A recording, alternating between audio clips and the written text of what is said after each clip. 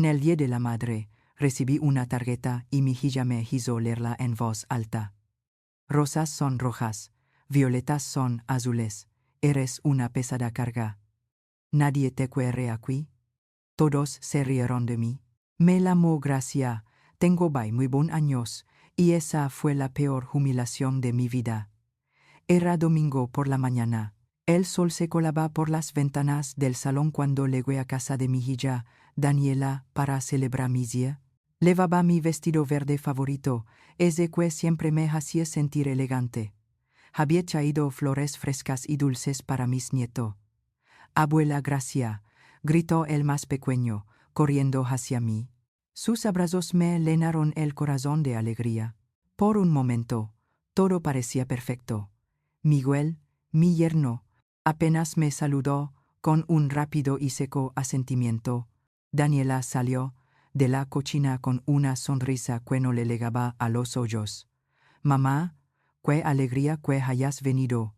Tenemos una sorpresa especial para ti. Me senté en el sofá, rodeada de mi familia.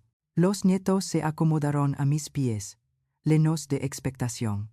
Daniela sacó una tarjeta rosa de su bolso y me la entregó. Es de todos nosotros, mamá. Léela en voz alta para que todos puedan escuchar. Mis manos temblaron ligeramente al abrir el sobre. La tarjeta tenía pequeños dibujos de flores que habían hecho los niños. ¡Qué dulce!, pensé.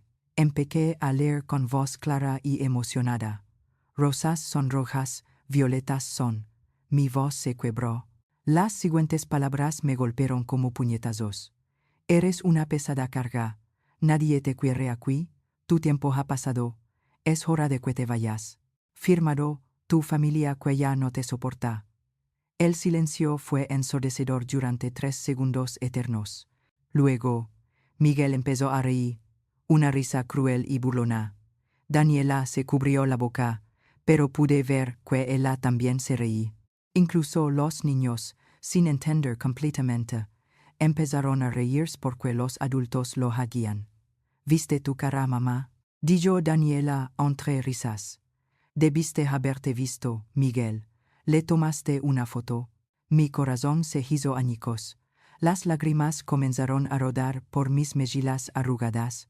La tarjeta cayó de mis manos temblorosas al suelo. Es solo una broma, mamá, continuó Daniela. Pero no había ni una pizca de remordimiento en su voz. No te lo tomes tan en serio. Siempre has sido tan dramática. Miguel se acercó y recogió la tarjeta del suelo. Sí, Gracia, solo estábamos jugando. Pero, ¿sabes? Hizo una pausa incómoda. Últimamente has estado un poco demasiado presente. Quizás deberías considerar otras opciones. ¿Otras opciones?, pregunté, con la voz rota. Bueno, ya sabes, dijo Daniela, sentándose frente a mí. Hay algunas comunidades para mayores, realmente buenas para personas de tu edad. Lugares donde puedes estar con gente como tú. Estarías más cómoda. La palabra comunidad para mayores resonó en mi cabeza como una sentencia de muerte.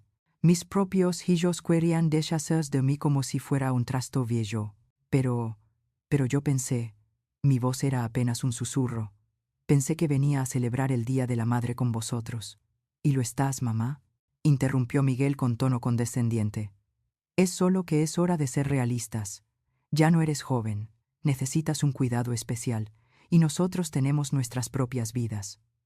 Los nietos me miraron confundidos. El mayor, de apenas 8 años, se acercó y me tomó la mano. Abuela, ¿por qué lloras? Antes de que pudiera responder, Daniela lo apartó. Ven aquí, hijo. La abuela está bien, solo está un poco sentimental. Me quedé allí, sintiéndome más sola de lo que nunca me había sentido en mi vida.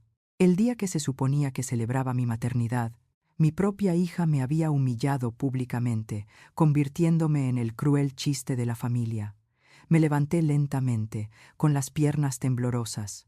Yo debería irme. De acuerdo, mamá. Daniela ni siquiera se levantó para despedirse. Te llamaremos más tarde. Caminé hacia la puerta con la dignidad que me quedaba, pero por dentro, mi mundo se había desmoronado por completo. Esa noche, en mi casa vacía, lloré hasta que no hubo más lágrimas. Pero algo había cambiado en mí. La humillación había despertado algo que había estado latente durante años. Era hora de que mi familia aprendiera la verdad sobre quién era realmente Gracia. Al día siguiente, los bloqueé a todos. Pero antes, necesitaba recordar cómo había llegado a un momento tan doloroso. Me senté en mi sillón favorito, el mismo donde había amamantado a Daniela hace 45 años, y dejé que los recuerdos fluyeran como una película en mi mente. Todo comenzó cuando tenía 29 años. El padre de Daniela nos abandonó cuando ella tenía solo 3. Una mañana, simplemente no estaba. Dejó una nota en la mesa de la cocina. No puedo con esta vida. Lo siento. Ni siquiera se despidió de su hija. Recuerdo esa noche, abrazando a Daniela mientras lloraba, preguntando por su papá. Papi tuvo que irse muy lejos, mi amor, susurré, prometiéndome a mí misma que ella nunca pasaría necesidad. Y cumplí esa promesa. Trabajé turnos dobles en la fábrica textil durante 15 años. Mis manos estaban llenas de callos de coser uniformes hasta altas horas de la noche. Cada céntimo extra lo ahorré para la educación de Daniela. Cuando tenía 17 años y quería estudiar enfermería, vendí las joyas de mi madre. Era lo único valioso que poseía, pero vi los ojos brillantes de mi hija hablando de su sueño, y no dudé ni un segundo. ¿Estás segura, mami?, me preguntó ese día. Completamente segura, mi amor. Tu educación es lo más importante. Durante sus 5 años de universidad, trabajé los fines de semana limpiando oficinas.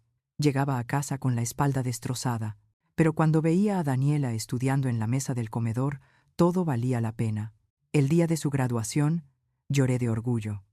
Lo logramos, mami, dijo, abrazándome fuerte. Esto no habría sido posible sin ti. Más tarde, conoció a Miguel. Al principio, me caía bien. Era educado, trabajador, y parecía amarla de verdad. Cuando se casaron, pagué la mitad de la boda. Fueron 12.000 eurosos que había ahorrado durante años, pero quería que mi hija tuviera la boda de sus sueños. Mamá, esto es demasiado, protestó Daniela cuando le entregué el cheque. Tonterías, dije, sonriendo. Es el día más importante de tu vida. Te lo mereces. Cuando compraron su primera casa, les di la entrada, 25.000 eurosos. Era todo lo que había ahorrado, pero verlos felices en su nuevo hogar me llenó de satisfacción. Luego llegaron los nietos, 2 preciosos pequeños que se convirtieron en la luz de mi vida. Cuando Daniela regresó al trabajo, después de su baja por maternidad, me convertí en su niñera gratuita. Todos los días durante 3 años, caminaba 6 manzanas hasta su casa a las 6 de la mañana. Preparaba el desayuno a los niños, los vestía, los llevaba al parque, les daba de comer, los bañaba y les leía cuentos. Cuando Daniela regresaba del trabajo, la casa estaba limpia y los niños estaban felices. No sé qué haríamos sin ti, mamá, solía decirme Daniela en esos días. Eres un ángel. Pero poco a poco, algo cambió. Los agradecimientos se hicieron menos frecuentes. Mis opiniones sobre los niños empezaron a considerarse como interferencia. Cuando sugerí que el más pequeño necesitaba ver al pediatra por su tos persistente, Miguel me dijo: Gracia, ¿quiénes son los padres aquí? La primera vez que me hablaron así, me quedé callada. Pensé que quizás había sido demasiado entrometida. Luego comenzaron los comentarios sutiles. Mamá, no tienes la energía de antes para cuidar a los niños. Gracia, creo que confundiste las vitaminas de los niños otra vez. Quizás deberías descansar más en casa. Pero yo seguí yendo todos los días, seguí ayudando, seguí dándolo todo. Hace 2 años, cuando Miguel perdió su trabajo, empecé a darles 500 eurosos al mes para que no perdieran la casa. Es solo temporal, dijeron, hasta que Miguel encuentre algo mejor. Miguel encontró un nuevo trabajo 6 meses después, pero nunca me dijeron que dejara de enviar el dinero. Simplemente seguían recibiéndolo como si fuera su derecho. Cuando los niños necesitaron nuevos ordenadores para la escuela, pagué 2.000 eurosos sin que me lo pidieran. Cuando el coche de Daniela se averió, Les di 4.000 € para las reparaciones.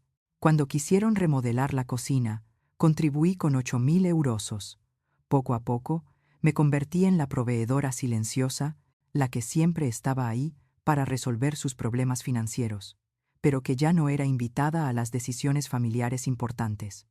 Hace un año, Daniela organizó una cena familiar para el cumpleaños de Miguel. Me enteré por casualidad cuando uno de mis nietos mencionó la fiesta secreta que habían tenido. ¿Por qué no me invitaste? Le pregunté a Daniela por teléfono. Ay, mamá, fue algo muy pequeño, solo nosotros 4. Pensamos que te aburrirías. Pero vi las fotos en las redes sociales.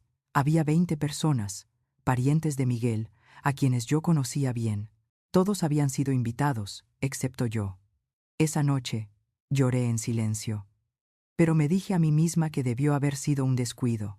Los descuidos se convirtieron en rutina. Se olvidaron de llamarme para mi cumpleaños. Cancelaban nuestras citas para almorzar. Cuando aparecía sin avisar, siempre parecían molestos por la interrupción.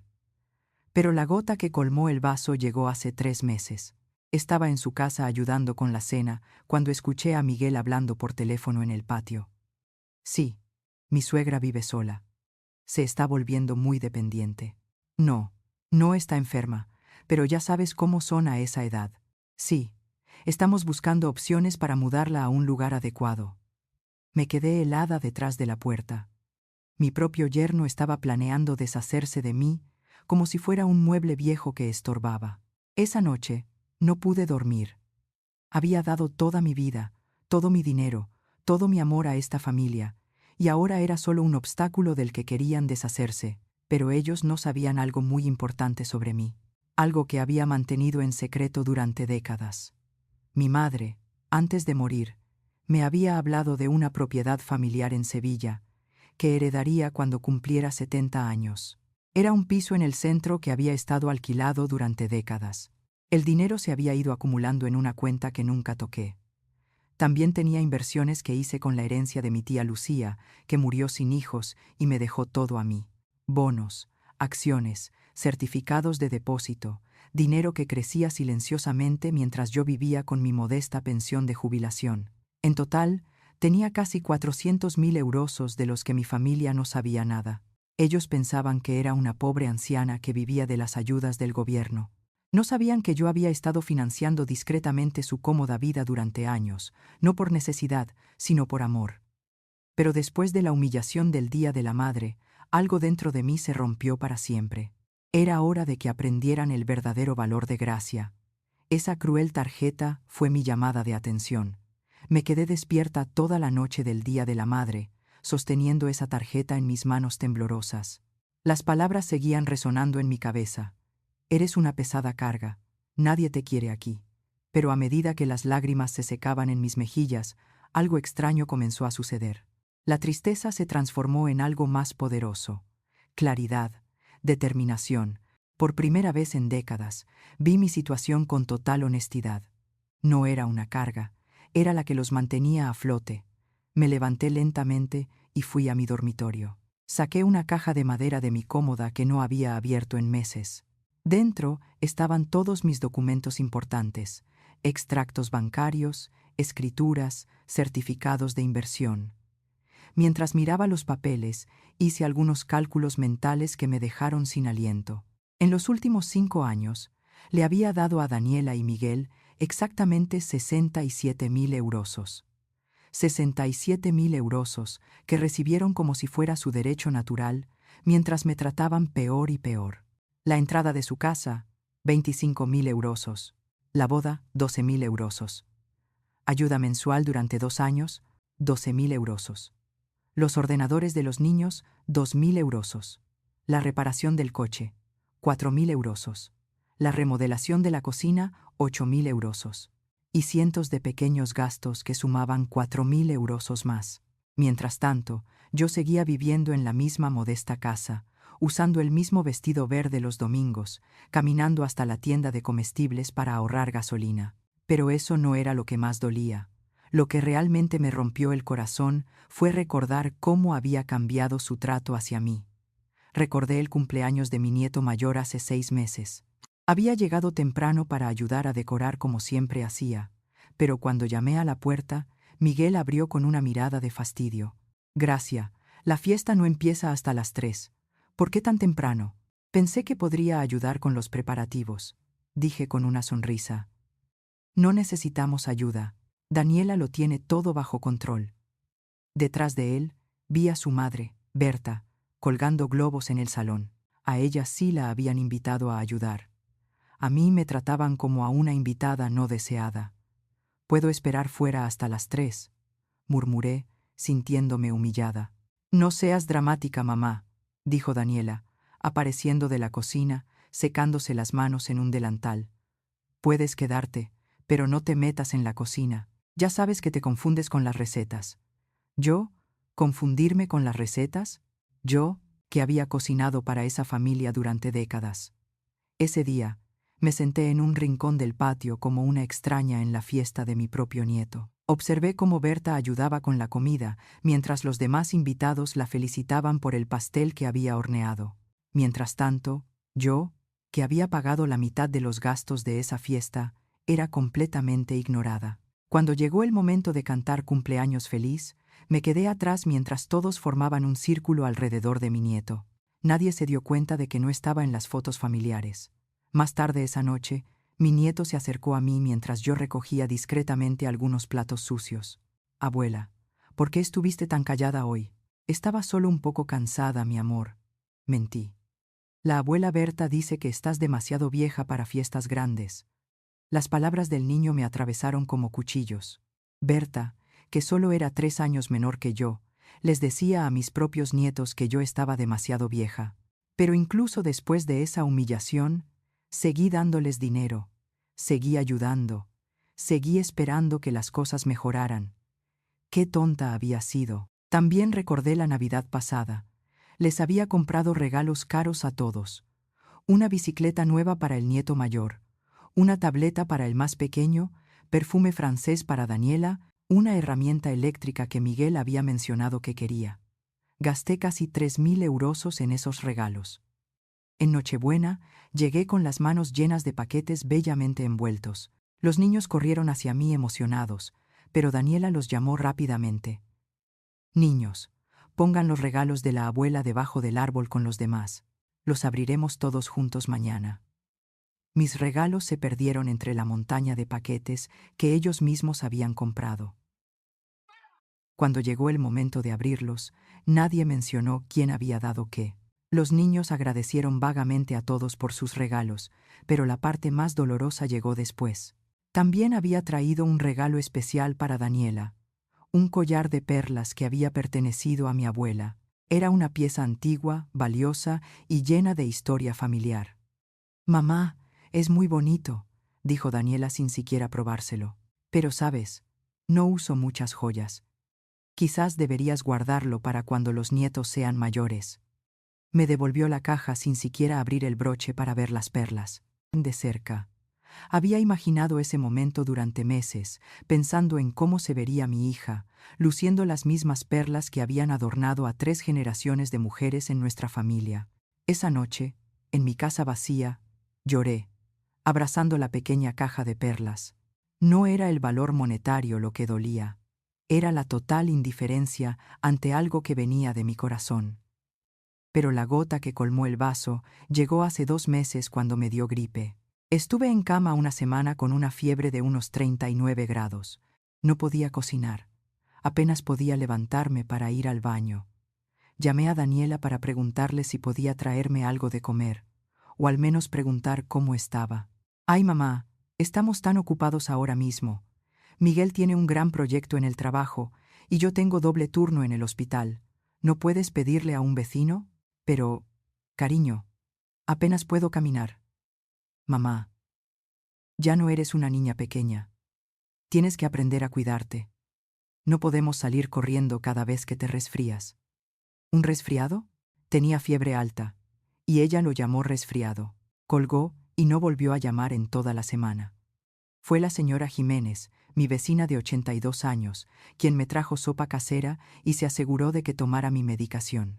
Una mujer a la que apenas conocía mostró más preocupación por mí que mi propia hija. Cuando finalmente me recuperé y volví a mi rutina de visitar a mi familia, nadie me preguntó cómo había estado. Era como si esa terrible semana nunca hubiera sucedido.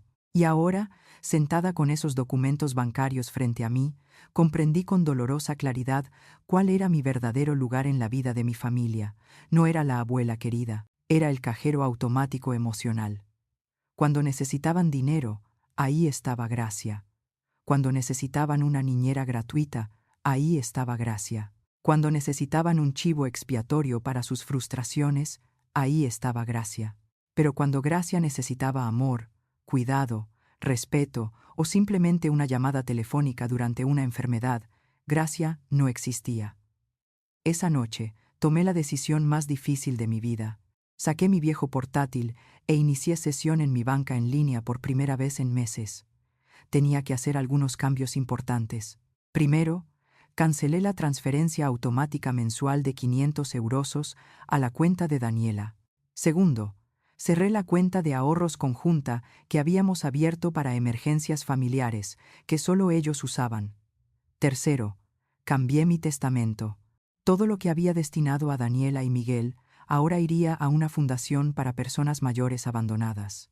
Y cuarto, hice algo que nunca pensé que haría. Compré un billete de avión. Era hora de ver esa propiedad en Sevilla que había heredado. Era hora de empezar la vida que me merecía. Pero antes de irme, me aseguraría de que mi familia entendiera exactamente lo que habían perdido. Era martes por la mañana cuando ejecuté mi plan. Había dormido solo 3 horas, pero por primera vez en años, me sentí completamente despierta, completamente decidida. Me vestí con mi traje gris más elegante, el que había comprado para la graduación universitaria de Daniela, pero que apenas había usado. Me maquillé cuidadosamente y me peiné en un moño sofisticado. Quería lucir como la mujer poderosa que realmente era, no la anciana necesitada que ellos pensaban que era. Primero, fui al banco. Mi asesor financiero, el señor Fernández, se sorprendió al verme tan temprano. Señora Gracia, ¿en qué puedo ayudarla hoy? Necesito hacer varios cambios importantes en mis cuentas, dije con voz firme. Durante las siguientes 2 horas, reorganicé completamente mis finanzas. Cancelé todas las transferencias automáticas a las cuentas de Daniela. Cerré la cuenta conjunta que habíamos abierto hace 3 años. Transferí dinero de mis inversiones a mi cuenta corriente principal. ¿Está segura de estos cambios, señora?, preguntó el señor Fernández, claramente preocupado. Son movimientos muy grandes. Completamente segura. Es mi dinero, y puedo hacer lo que quiera con él. Luego fui a la oficina de mi abogado, el señor Castro, quien había manejado los asuntos legales de mi familia durante décadas. Necesito cambiar completamente mi testamento, anuncié sin preámbulos. El señor Castro, un hombre mayor que me conocía desde que Daniela era una niña, se quitó las gafas y me miró con preocupación. Gracia, ¿está todo bien? Este es un cambio muy drástico.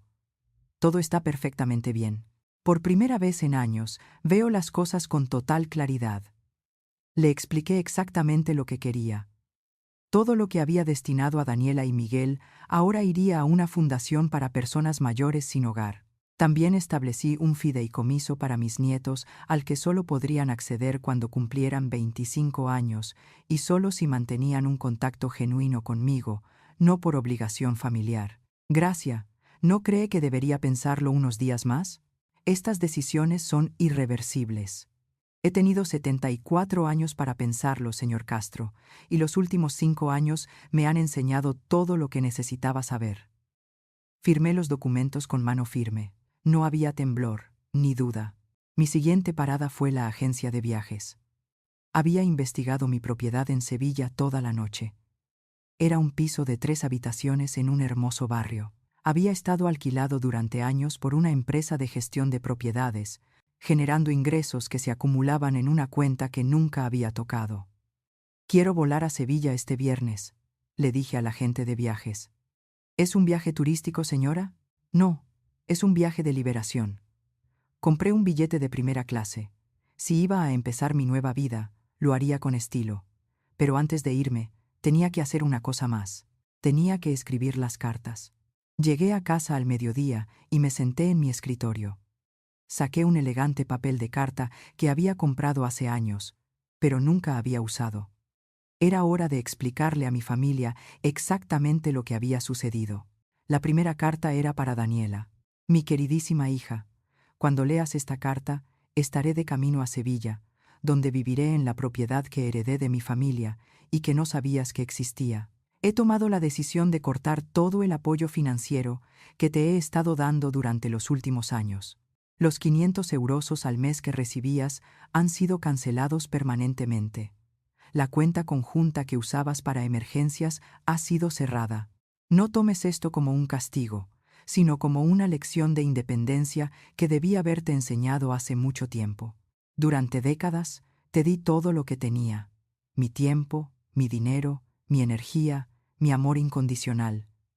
Pero en algún momento decidiste que yo era una carga en lugar de una bendición.